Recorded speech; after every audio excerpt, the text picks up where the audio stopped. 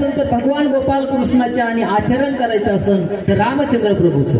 कारण का रामचंद्र प्रभू हे एक वचनी आहे, एक बाणी आहे, एक पत्नी आहे. भगवान कृष्णाचा जर विचार केला तर भगवान कृष्णाला किती पत्नी आहेत?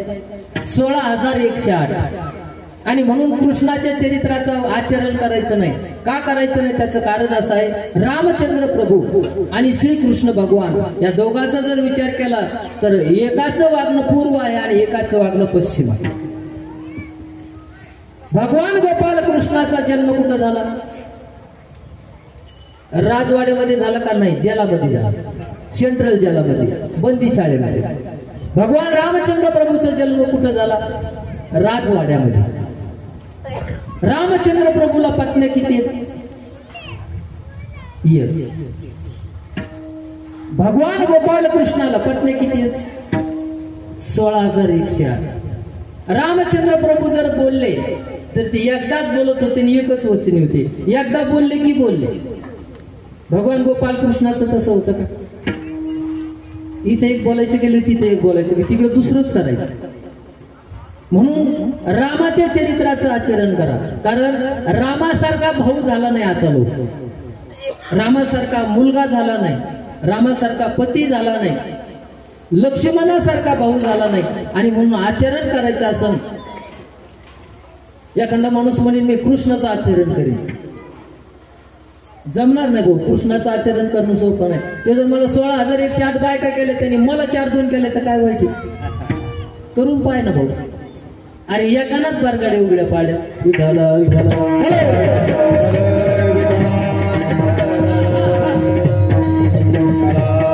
एका बायकोची संगत घडली, तेने तुझी महिमा बुडाली. जुनी भांगर सरून गेली, गाठ पडली दरिद्रीची. नाना नाना तुमचा तणाना वाढला एका बायकोमध्ये. 16,108 बायका करून जमणार नाही. कारण आपण लग्न केलं, बायको केली, आपली निश्चिती झाली का निश्चिंती झाली? काय झाली आपली? निश्चिती. हा, निश्चिंती नाही. विठ्ठल विठ्ठल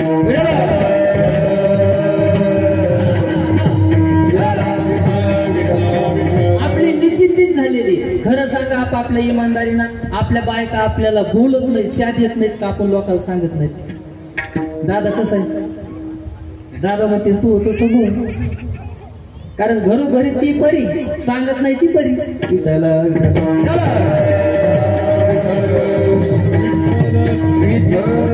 गोपाल कृष्णाच्या चरित्राचं आचरण नाही करायचं. एखादं म्हणेन मी गोपाल कृष्णाच्या चरित्राचं आचरण करेन. भाऊ त्यांनी 12 गाव अग्नी गिळला होता. तुला उत्पत्तीचा चटका पडला तर टणकन उडी आणतो. म्हणून भगवान गोपाल कृष्णाच्या चरित्राचं आचरण करायचंय. विठ्ठल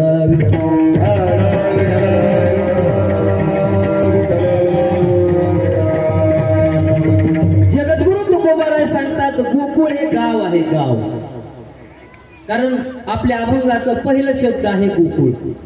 आणि म्हणून गोकुळ हे गाव मथुरा राज्यामध्ये आहे.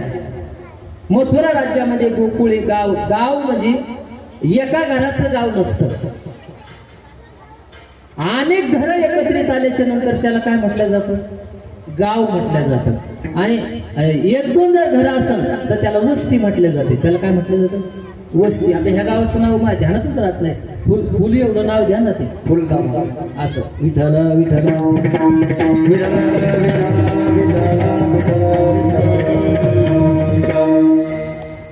2-4 घराची वस्ती असते. पण गाव ज्याला म्हटलं जातं ते अनेक घरा मिळून गाव असतं. गोकुळ हे गाव होतं. आणि ते गाव, त्या गावाचा विशेष असा होता की ते गोकुळ भगवंताने गोलोक धामातून खाली पाठवलेलं होतं. कारण ते इथलं नव्हतं. कारण का भगवान गोपाल कृष्णाला त्या ठिकाणी लीला करायच्या होत्या, म्हणून तिथून पाठवलं होतं. विचार करण्यासारखी गोष्ट आहे की नाही? जर आपल्या राज्यामधला एखादा जर आदरणीय मंत्री यायचा असेल तुमच्या गावात, तुमच्या गावामध्ये जर एखादा नेता मोठा यायचा असेल, त्याची जर सभा असेल तर त्या जागेच्या अगोदर काय केल्या जाते? त्या जागेच्या अगोदर दादा काय केल्या जाते? पाहणी केल्या जाते. बरं, नुसती पाहणी केल्या जात नाही, त्या जागेला तपासल्या जातात. काही लोक येतात मशिनी घेऊन, ते तपासतात. इतकंच नाही, आणखीन एक पथक बोलवलं जातं ते जागेला तपासण्यासाठी. कोणतं? त्याला कोणतं पथक म्हणतात? वा वा, कोणतं?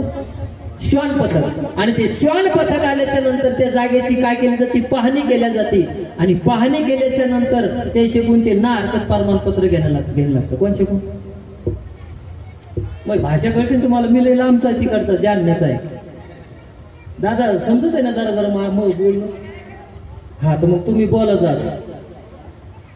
त्या माणसाकडून ना हरकत प्रमाणपत्र घेतल्या जातं. त्याच्यानंतर तो नेता येतो. आणि किती वेळ थांबतो तिथं? भाषण किती वेळ करतो? लय झालं तर 1 तास 1.5 तास.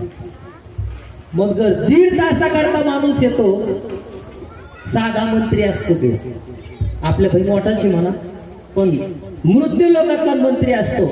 आणि मंत्री निसता 1.5 तास यायचा असेल तर त्याची 4-10 दिवसापासून अगोदर त्या जागेची काय केली जाते? तपासणी केली जाते, पाहणी केली जाते. मग विचार करा, जर 1.5 तास येणारा माणूस त्याची पाहणी केल्या जाते. इथं जगाचा बाप आहे, ब्रह्मांडाचा धनी, त्याला 12 वर्ष ज्या ठिकाणी राहायचंय त्या जागेची पाहणी कशाला करायची? ते मला एक काम करा ना, हे गोलोक धामातच खाली पाठवून द्या. मग ती गोकुळ जे नगर होतं हे खालचं नगर नाही, हे गोकुळ गोलोक धामातून खाली पाठवलेलं गाव आहे. विठ्ठला विठ्ठला विठ्ठला.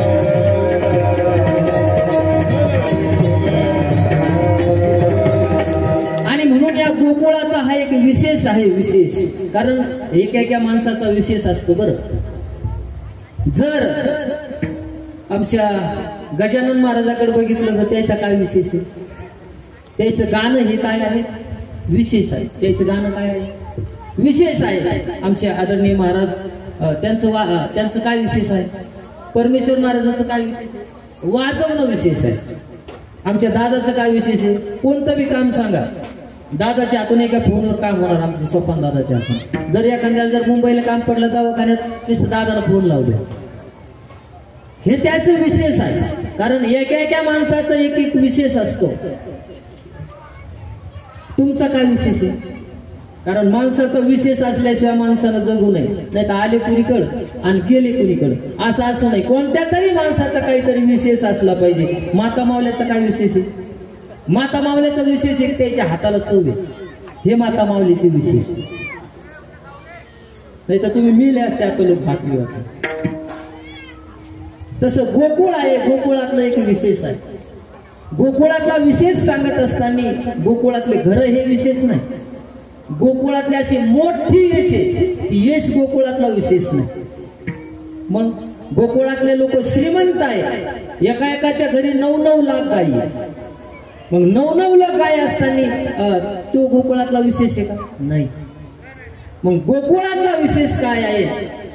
जगद्गुरु तुकोबारा सांगतात, गोकुळातला विशेष अभंगाचं पहिलं चरण.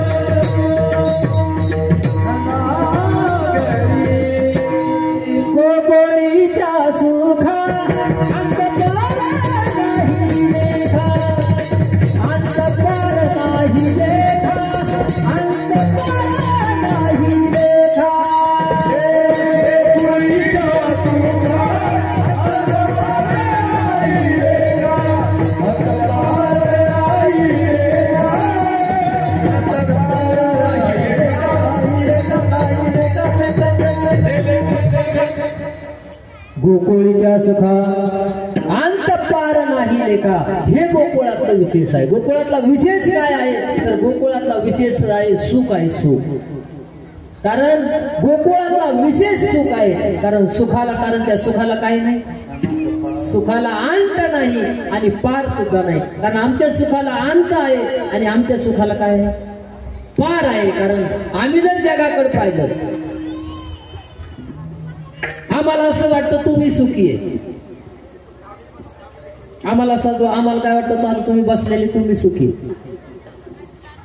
आम्ही येत असताना तुम्ही आम्हाला पाहिलं की 4 चाकाची गाडी काच वर करून घेतलेले एसी लावलेली महाराज आत बसलेला आहे. तुम्हाला असं वाटतं काय महाराजाची आईशी किती महाराज सुखी. अरे महाराजाच्या संग 10 दिवस 5 दिवस राहून पा. सकाळी उठायचं 7, 8, 7 वाजता आंघोळ करायची पळायचं. दुसऱ्या गावाला जायचं 12 वाजता तिथं कीर्तन करायचं. 2 वाजता तिकडे जायचं तिथं गाथा करायची. पुन्हा तिथून जागायचं संध्याकाळी पुन्हा दुसऱ्या कीर्तनाला जायचं. 2-4 दिवस राहिले की ते म्हणतो तू महाराज आणि कुठलं कीर्तन.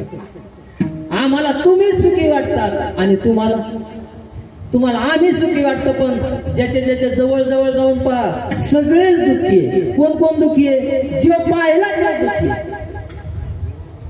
जो देखे सो मीच म्हणू का जो देखे सो दुखिया बाबा. जो देखे सो दुखिया बाबा. दुखिया बाबा.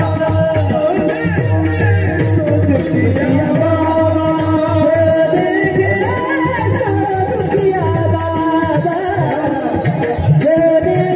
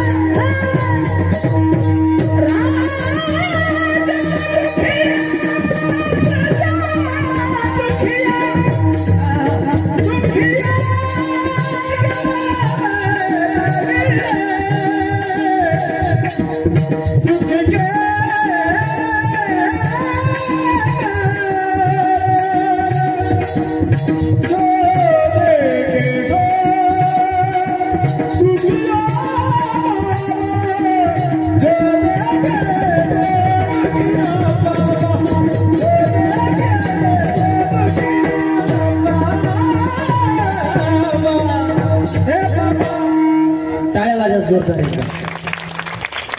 राजा मला गायचं नाही.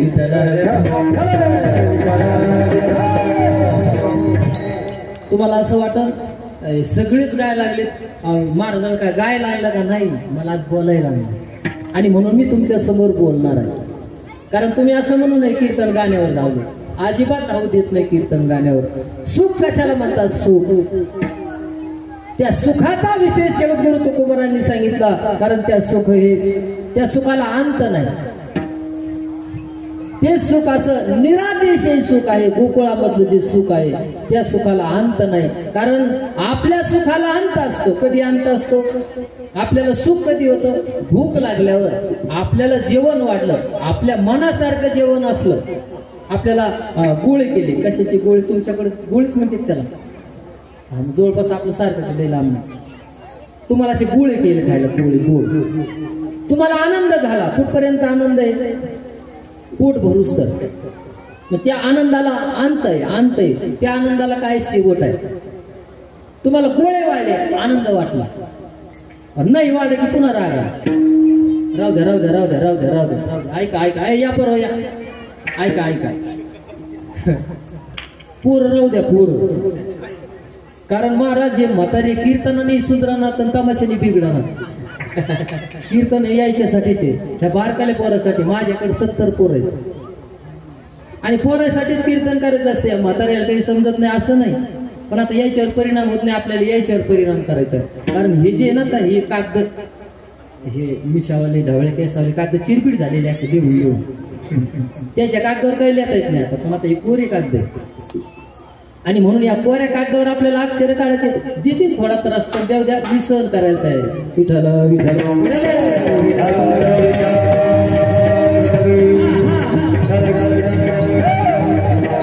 हे निरातिशय सुख आहे आणि त्या सुखाला अंत आहे. आपल्या या त्या सुखाला अंत नाही. गोकुळातल्या आपल्या सुखाला अंत आहे. आपल्याला गोळा वाढला, आनंद झाला, सुख झालं. कवर सुख झालं, त्यांनी जास्त वाढ म्हणून सुख झालं. बरं, दुसऱ्याला जास्त वाढ म्हणून पुन्हा दुःख झालं. बरं, कमी वाढला पुन्हा दुःख झालं. बरं, कौन वाढीनं म्हणून राग यायला लागेल. बरं, आता पोट भरल्याच्या नंतर पुन्हा शिल्लक ठेवला तर पुन्हा दुःख झालं, पुन्हा राग आला. म्हणजे ते आपल्या सुखाला अंत आहे, आपल्या सुखाला पार आहे. पण गोकुळातल्या सुखाला अंत नाही तर पार नाही. त्याचं कारण काय आहे? जगद्गुरु तुकोबाराय सांगतात, त्या गोकुळातल्या सुखाला का अंत नाही, का पार नाही, त्याचं कारण काय आहे? जे जगद्गुरु तुकोबाराय अभंगाच्या दुसऱ्याच्या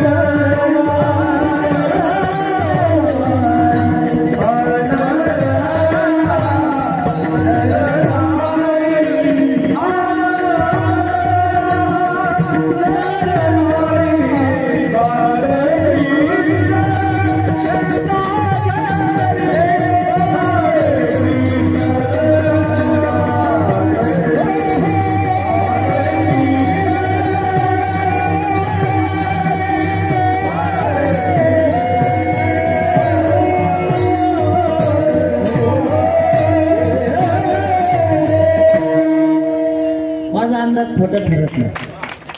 मुलं पोरग चांगलंच गाणार म्हणून एकदा त्याच्यासाठी जोरदार टाळ्या वाजवा. बाळकृष्ण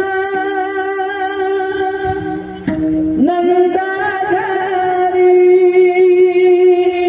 बाळकृष्ण नंदाधारी.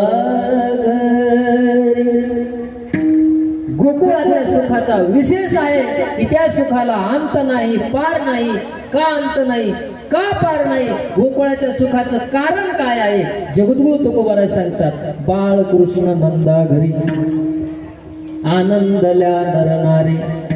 भगवान गोपाल कृष्णाचा जन्म त्या गोकुळामध्ये झाल्यामुळे त्या गोकुळातल्या नारीला आनंद आहे, नराला आनंद आहे.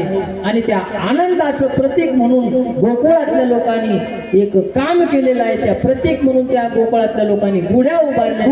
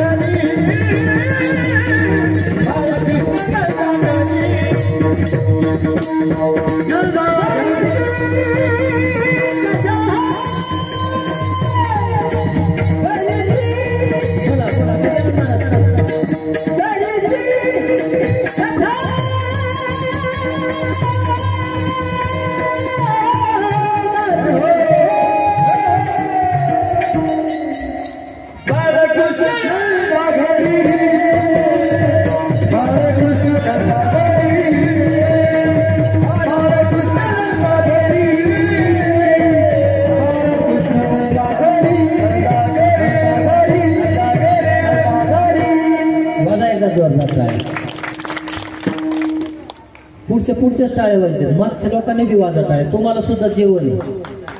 वाजा जरा जोर टाळे. विठाला विठाला. आनंदाचं प्रतीक म्हणून गोकुळवासी लोकांनी गोकुळामध्ये गुढ्या उभारलेल्या. गुढिया तोरणे, गुढ्या उभारलेल्या आहेत. आंब्याच्या पानाची तोरणं बांधलेली आहेत का, केळीच्या पानाचे खुंट लावलेले आहेत का. भगवान गोपाल कृष्णाचा जन्म झाला आणि म्हणून त्या ठिकाणी आनंद उत्सव साजरा करण्यात आलेला आहे. आनंदाचं प्रतीक म्हणून गोकुळवासी लोकांनी गाणे गायलेले आहेत, गुढ्या उभारलेले, तोरणं बांधलेले, गाणे गायलेले, कथा केलेल्या. गुढिया तोरणे करती कथा, गाती गाणे. कथा केलेल्या आहे, पण कथा कोणती केलेली आहे? पांचट कथा नाही केलेली. कारण पांचट कथा करू नये. इथं या नारदाच्या गादीवर पांचट कथा करू नये, कारण ही नारदाची गादी आहे.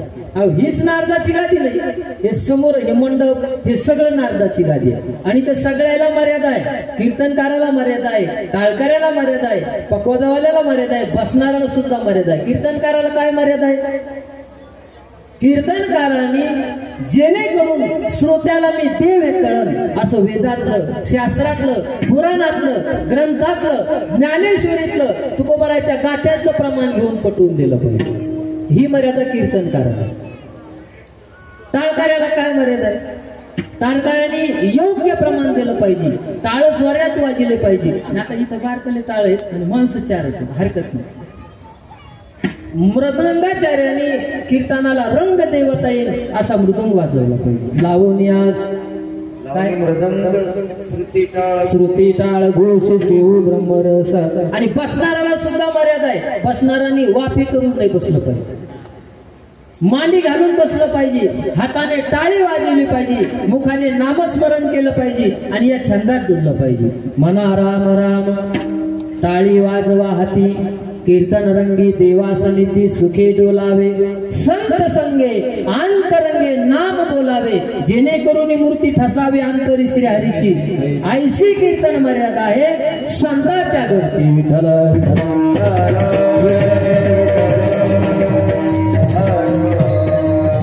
आणि म्हणून इथं सगळ्याला मर्यादा आहे. कथाकाराला, कथा करताना सुद्धा मर्यादा आहे. म्हणून करती कथा, इथं सगळ्याला मर्यादा. इथं जर हेळनाचा रंग केला तर तुकोबारा सांगतात, हेळनाचा रंग दाविल तो चंडाळ, परी तो सुळावरी पावगले. आपण मी कीर्तन जरी करीत असलो पण मी पामरच आहे, तुम्ही सुद्धा पामरच आहे. कारण जोपर्यंत माणसाचा पामरपणा जात नाही तोपर्यंत माणसाने कीर्तन ऐकलं पाहिजे. विठ्ठल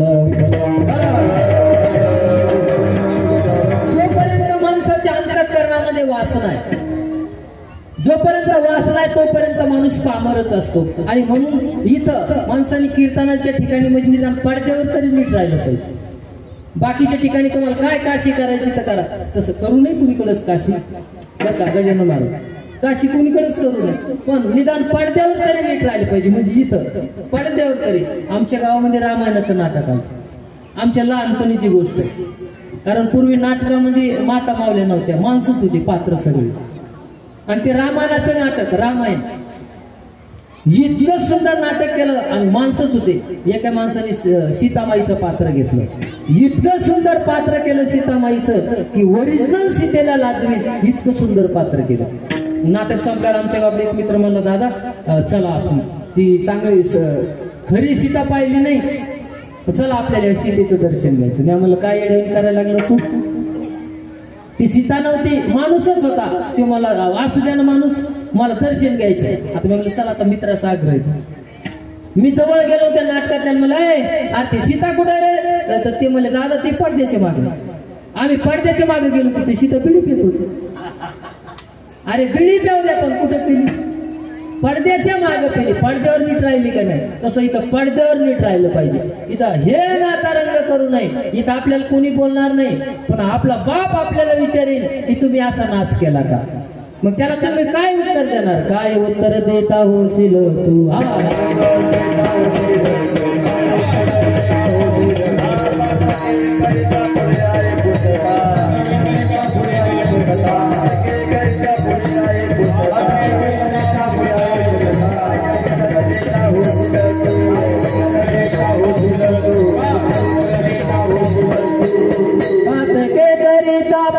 आहे